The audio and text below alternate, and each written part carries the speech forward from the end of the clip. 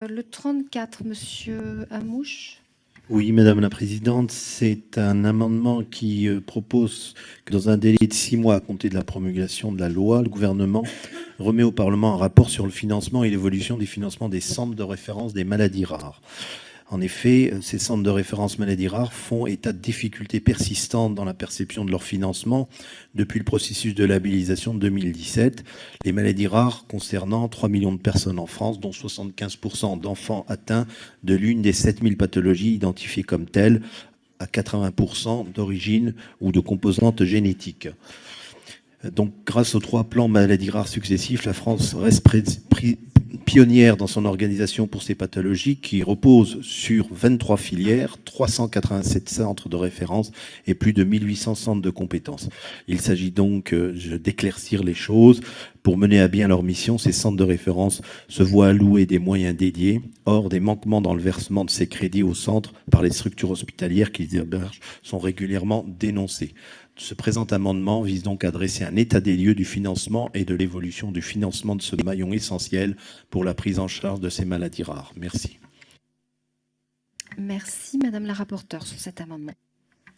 Donc la question que soulève cet amendement est très importante. Notre pays est effectivement à la pointe de la recherche concernant les maladies rares. Le 3e plan national maladies rares a été lancé l'an dernier pour 5 ans.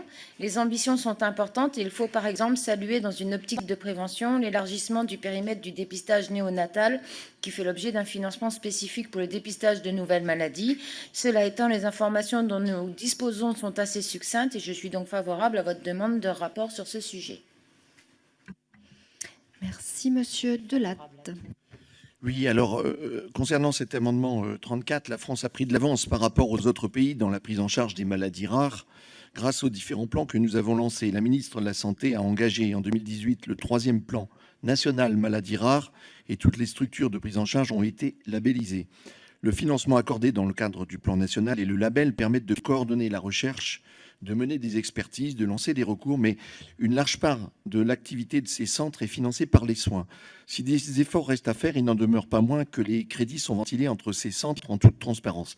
Donc, Monsieur Amouche, je vous invite par conséquent à retirer votre amendement qui est satisfait, et à défaut, le groupe y est défavorable.